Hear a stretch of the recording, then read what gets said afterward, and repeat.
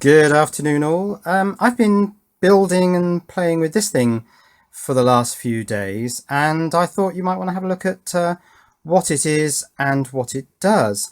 Well, it's a shift register. It's a 40-bit shift register made of these 74HC595s. So there are 8 bits per chip, and I've got 5 chips. That's 40 bits in total. And this shift register's got feedback. So these two orange wires are feeding back a couple of the outputs through an exclusive OR gate and back into the input. And it generates this repeating pattern.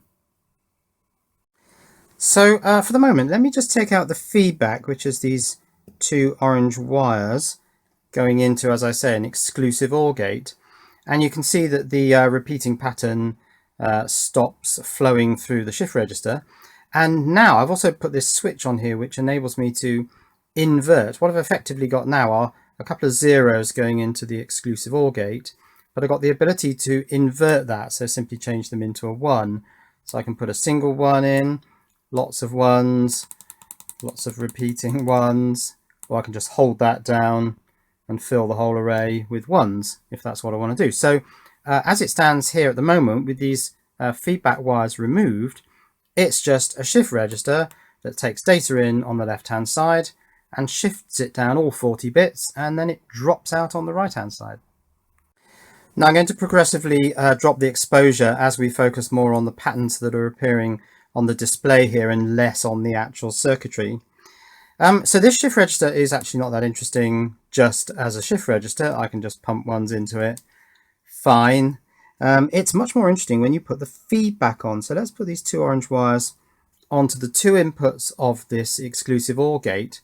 And now you can see that, well, it's not actually doing anything. It is doing something. The clock is running and it's clocking zeros down the line. And of course, if you put 2 zeros into an exclusive OR gate, you get a 0 out. So zeros in, zeros out. We're just getting permanently zeros running down the line. But as soon as I put a 1 in, the pattern starts repeating, and it's creating this pattern itself. And if you analyze this pattern, it's 3 ons, 1 off, 1 on, 2 offs. So it's a 7-bit long repeating pattern, and it just runs down the line. But let's analyze this a little bit more closely. And in order to do that, we need to slow this thing down. Now, I do have a pot on here, but it's running near the slowest speed I can get it. In fact, let's take a quick look at that. I can have it slow or fast. Trouble is, it's not quite so distinct if it's running fast, so I like it running slow. But I've also built this single stepper circuit. So if I press that switch, I can now single step each individual pattern. And because we're taking the very first two LEDs, feeding them through the exclusive OR gate and putting that back into the data input, there's only really any activity up this end. Everything further down to the right is just past events traversing down the array. So that we don't get confused, I'm going to actually block off all but the first 3 LEDs, and I'm going to single step this until I get a 1. So that's 0, 0, 0. That's binary for 1. Let's write that down, 1.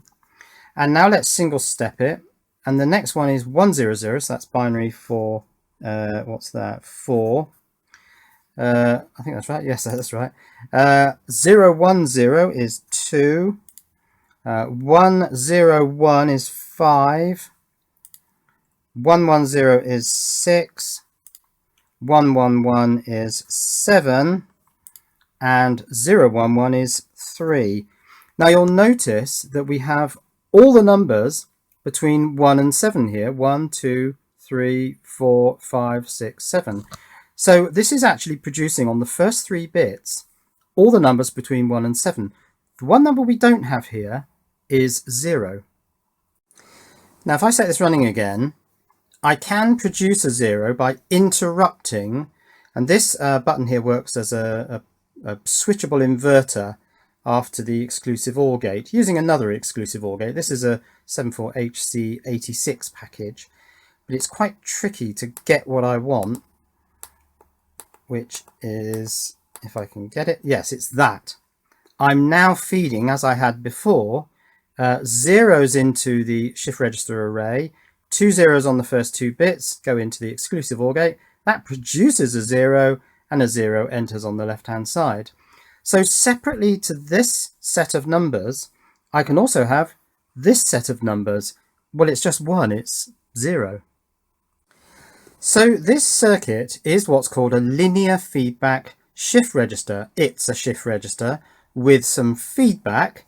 Some of the outputs here, I'm using the first two LEDs, are fed back through an exclusive OR gate and back into the input. We can either generate a whole set of zeros, which isn't very exciting, or we can generate this pattern, which, if we just look at the first 3 bits, is actually the numbers 1 to 7 in a pseudo-random order. They're not in sequence, it's pseudo-random. It's not actually random at all. They're in a very clearly defined sequence. The sequence will always be the same. So if I switch this thing off, for example, by turning the power off and wait a little bit, it'll switch on in the state where the clock's running, but we've got the zeros. If I feed a 1 in, we'll always get this same pattern, this pseudo-random sequence of the numbers 1 through 7 in this sequence.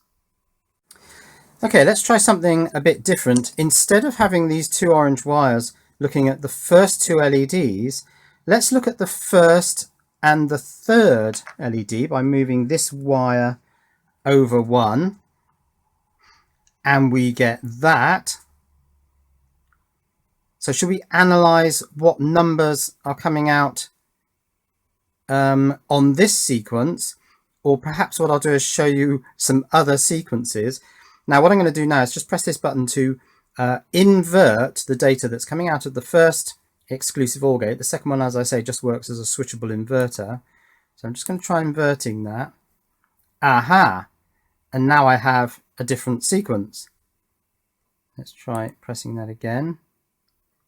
And now I've got another different sequence. I've got 2 bunched together and then a gap.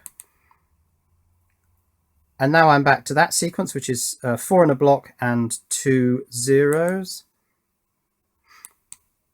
It's sometimes tricky. And there's the all zeros. The thing about a linear feedback shift register is that there's always an option of all zeros. And because it's not very useful, you want to try and avoid zeros being in. The zeros must have been in the first and third position there. They've been fed back through the exclusive OR gate. It's generating a 0, and that's going back into the input, and that situation is perpetuating. So if I just seed a number in, we get back to one of those patterns. Now we've seen 4 distinct patterns in this arrangement. Right, so let's analyze those 4 distinct patterns. So I'm going to call this that we were looking at taps 2 and 3. I told you that we were looking at the first 2 LEDs, and indeed that's true, but because of the way I've wired up these shift registers, we're actually looking at bits 2 and 3 here. So I'll come back to that later and explain what's going on. So these are the 2 patterns for taps 2 and 3. We're now on taps 2 and 4 because I've moved this wire over to a new LED that's further down the line. So we now need to actually focus on the first 4 LEDs. So if I bring in this quite appropriately coloured coffee mat, try and look at the first 4 LEDs. I think I'm going to have to stop that and single step it to make sure I'm looking at 4 LEDs. I think I'm only looking at 3 there. Let's look at 4. Right, that's looking at the first 4 LEDs, and we'll start writing down the patterns. So the first pattern we're going to look at is this one, where we've got these pairs but separated by a 0. This pair of 1s separated by a 0, and then there are 3 1s. I think it's 3, yes, 3 1s there. So let's take a look at what that is in numbers. I need it about there, don't I? Oh no, I'm still seeing part of an LED there. There's a parallax issue here. I'm seeing this from this angle and you're seeing it from a slightly different angle. Let me get that positioned correctly. Right, that's it. And now once again I'm going to start with the number 1. So this is 0001. That's 1 in binary. What have we got next? 1000, that's 8. 0100, that's 4. And now we've got 1010, which I always remember as 1010, so that's 10. So that's actually, well, I'll write it as 10. You could put it in hexadecimal as A, but let's keep this in decimal. That's 0101, so that's 5. That's 0010, so that's 2. And now we're back to 1. So we've got there a set of 6 numbers. Let's free run this.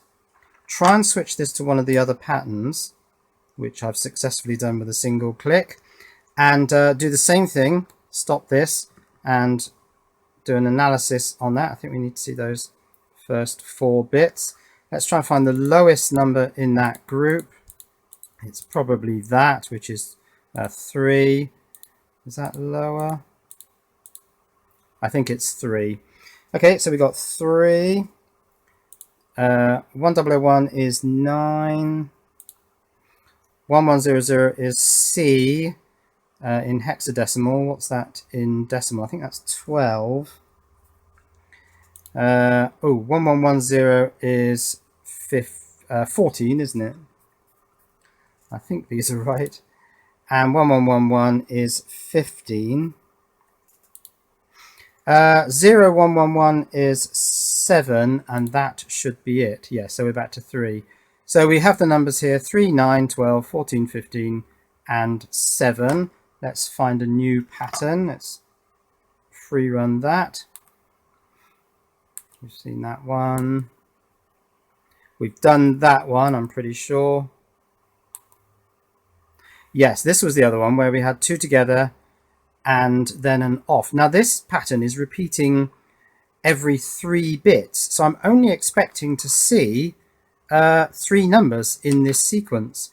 Let's block that off so we can only see the first 4 bits. 4 bits is there. Let's single step it. What's the lowest number? Well, it's that.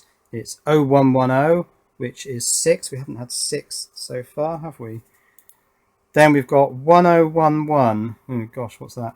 So that's 12 minus 1, so that's 11. And then we've got 1101, so that's 12 plus 1 is 13. And it is only those 3. Now there was one more pattern.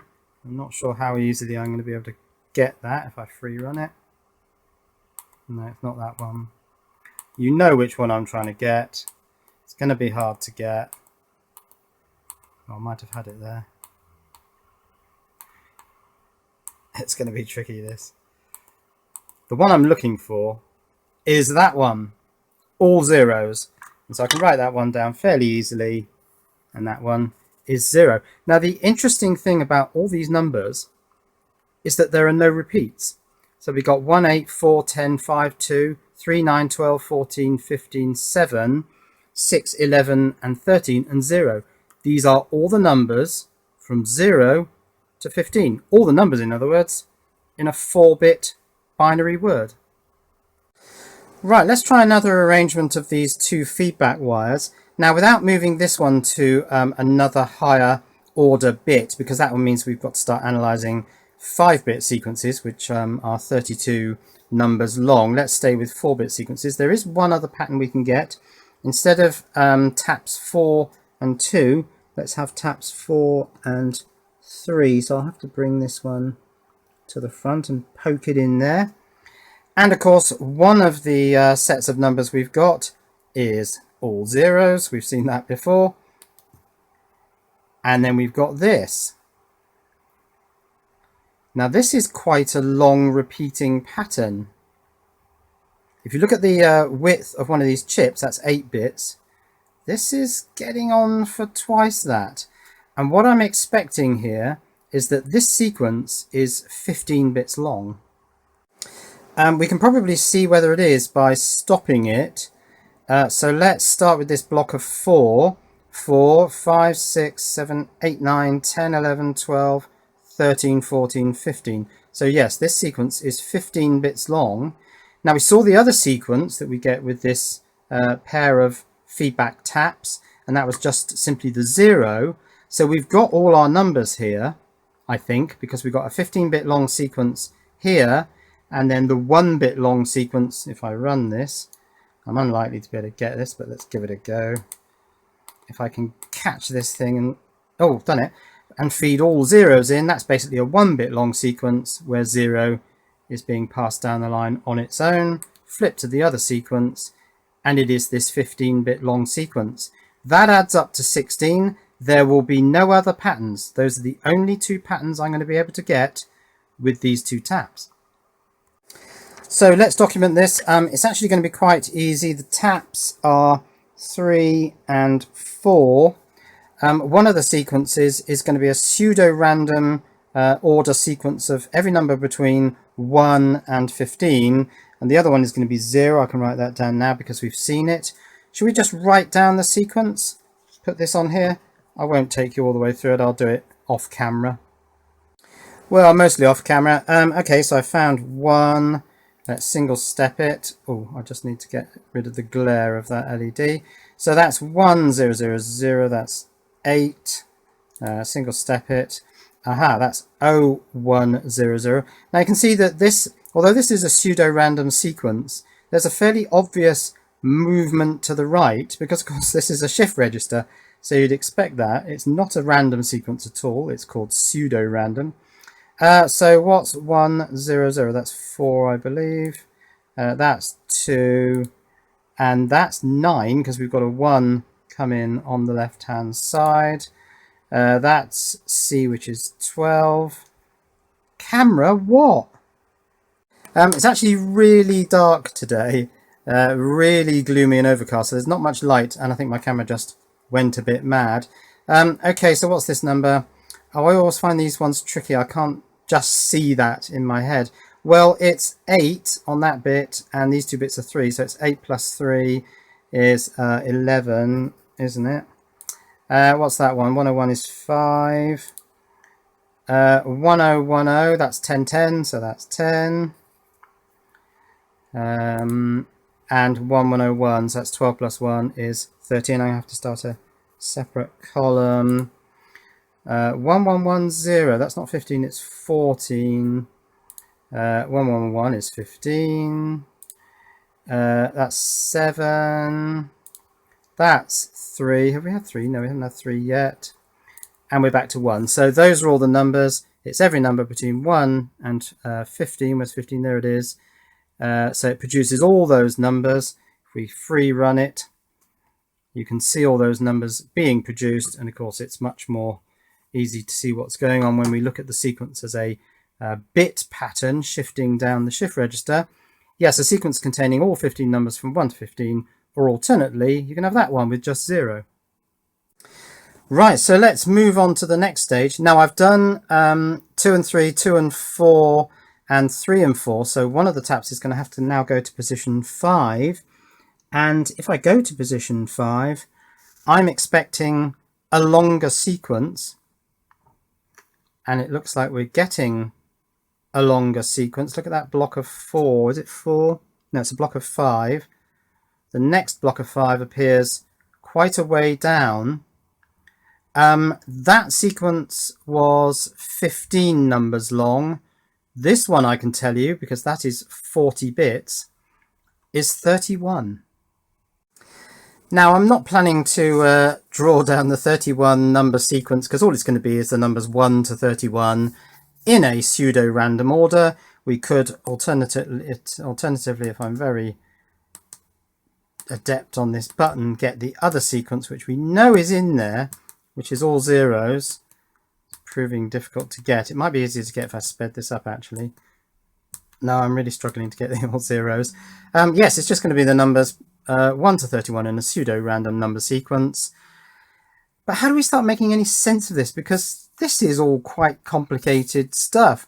Well, fortunately for us, some sense has already been made of the linear feedback shift register.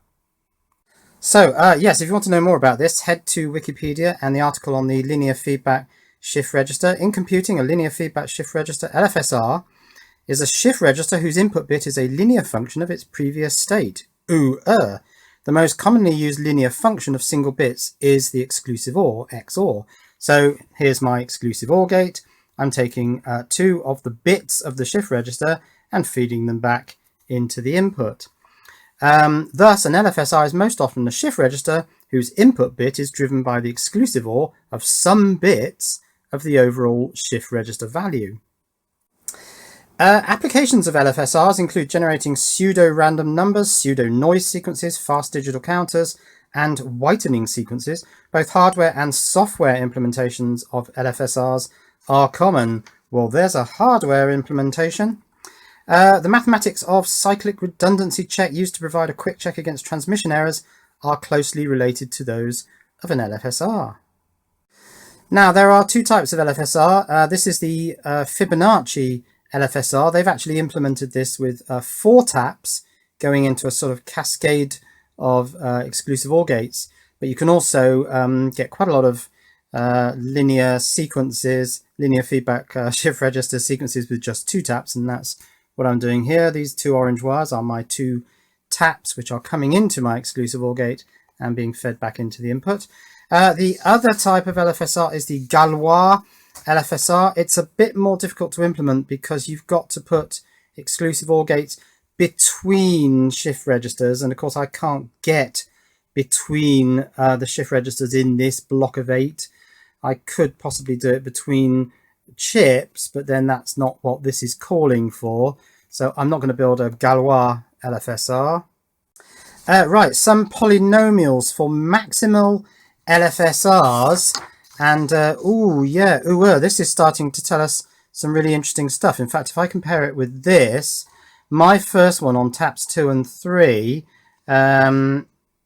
is actually, well, yes, it's this one here, x cubed and x squared. What that really means is taps 2 and 3, that's telling us we're going to get a 7-bit sequence, and we did get a 7-bit sequence. This doesn't mention, I think actually that one may have something to do with the other sequence, the 0 that you can get if you let a 0 creep into your LFSR and you get a perpetual 0. When we went to this one here, taps 3 and 4, x4, x3 gives you a 15-bit sequence. There's our 15-bit sequence. 0, of course, is an alternative, but there's no mention on here of x4 and x2, which is this one here, which gave us 4 different sequences, 2 of 6 bits, 1 of 3 bits, and 1 of only 1 bit, which is the 0. There's no mention of that in this list, and that's because this list is only maximal length linear feedback shift registers. People who build LFSRs are not generally interested in the ones that have lots of different shorter length sequences. Now, if you go to this article, click on this tiny little number 2 here, because this link, the Xilinx link, takes you to a very interesting document, probably more use than this. This is the document, Xilinx. It's under obsolescence by all accounts.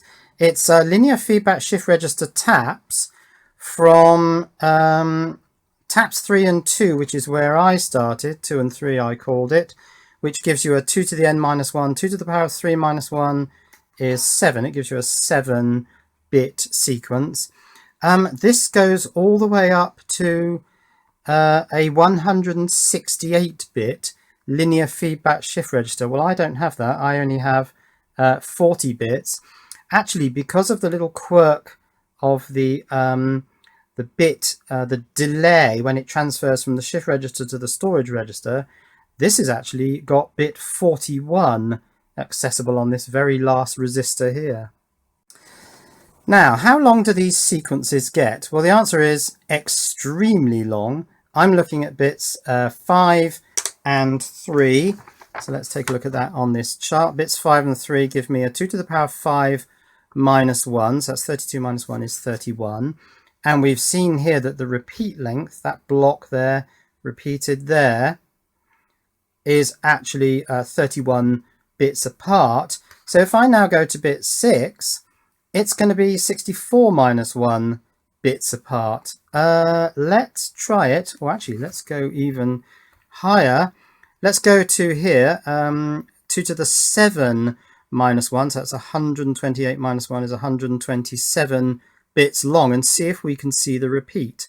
I want bits 7 and 6. Right, so that was in bit 5, 6, 7, and the other orange wire I'll move into bit 6. So that's 7 and 6. Now where's my screwdriver? Because I'm going to speed this up because I think it'll need to go faster for us to be able to see the repeats.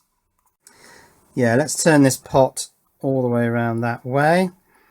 And now let's look for something which we can see as a repeat. We've got to bear in mind that this is 2 to the 7 minus 1. That's 127 bits long. So that's 40. That's 80. Well, it's longer than the size of my shot here. So it might take a while to see the repeat. Probably the easiest way to see it is to look for the longest block of all ones. There it is there. It's got a few individual ones next to it. Let's wait for that to come around again. There it is. There it is with a few bits to the right of it. And these runs of ones and zeros are covered in the Wikipedia article. If you look at this, it says ones and zeros occur in runs. The output stream, well, for example, consists of runs of 3, 2, and 1. But we're interested in longer runs. Now, if we have a 2 to the n minus 1 LFSR, we actually get a run of n. So in this case, it's 7. We should get the longest run of ones will be 7. The longest run of zeros will actually only be 6, because if 7 zeros occurred in sequence, we'd actually jump to the other condition, which I'm going to have great difficulty getting now, aren't I? I just know it. The one you know that I can get if I spend long enough pressing this button, where the whole thing fills up with zeros and you just get perpetual zeros. So there's the run of 7 ones all in a row. In fact, let me freeze that so that we can actually count them. I'll put my hand on, oh, there it is, on the single stepper. Let me just reset the exposure. So we've got 1, 2, 3, 4, 5, 6, 7 ones. So yeah, that's the run of 7 ones. It only occurs once, and it's the longest run of ones all in a row that you can get with this set of taps.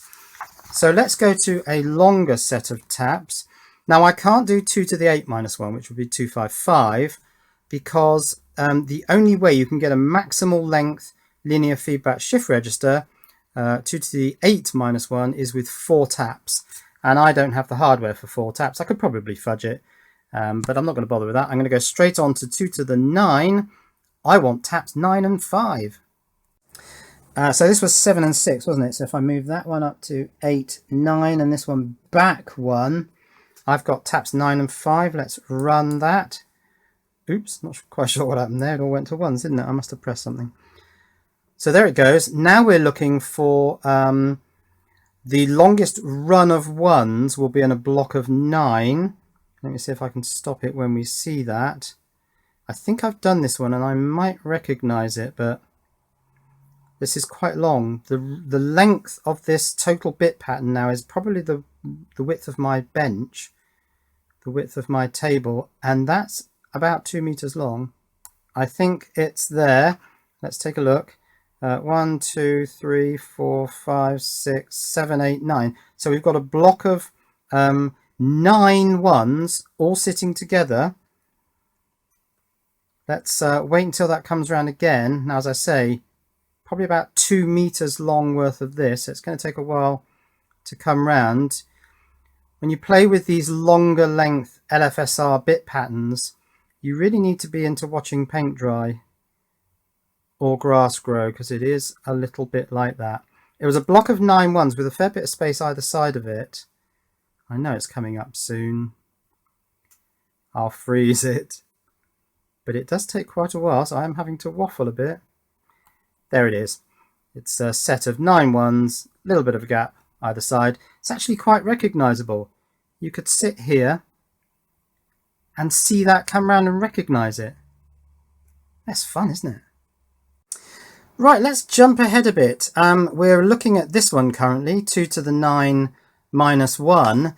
Now with this 40-bit shift register, and remember I said that there's an additional bit of storage in here because there's this strange anomaly when you connect the two clocking inputs together, that you get an extra bit of storage. So the very last tap, this last LED, is actually bit 41. So let's produce the longest possible sequence of binary bits that I can.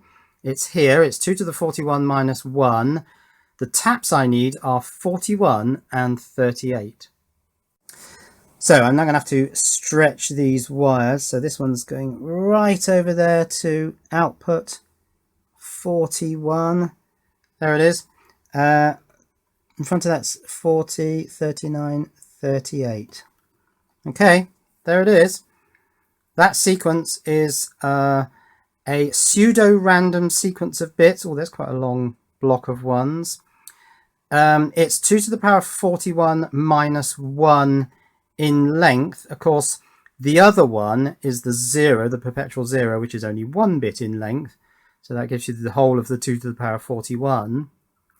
One thing we know is that the longest run of ones in this pattern is going to be 41 ones. So it would actually fill up the whole of this display.